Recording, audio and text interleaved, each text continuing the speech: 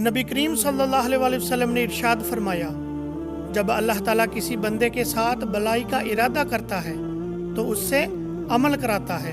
عرض کیا گیا، اللہ کے رسول کیسے عمل کراتا ہے؟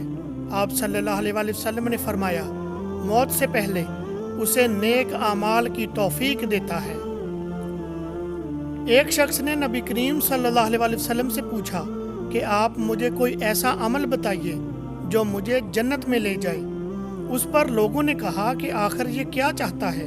لیکن نبی کریم صلی اللہ علیہ وسلم نے فرمایا کہ یہ تو بہت اہم ضرورت ہے۔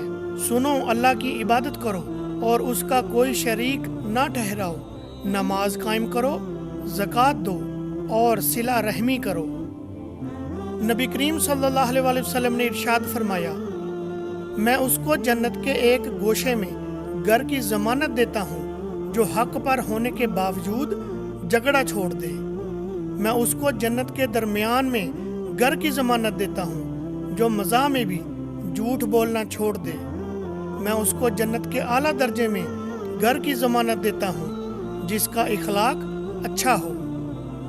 نبی کریم صلی اللہ علیہ وسلم نے ارشاد فرمایا، سب سے بڑا بہتان اور سخت جھوٹ یہ ہے کہ آدمی اپنے باپ کے سوا کسی اور کو اپنا باپ کہے، یا جو چیز اس نے خواب میں نہیں دیکھی اس کے دیکھنے کا دعویٰ کرے، یا رسول اللہ صلی اللہ علیہ وسلم کی طرف سے ایسی حدیث منسوب کرے جو آپ نے نہ فرمائی ہو۔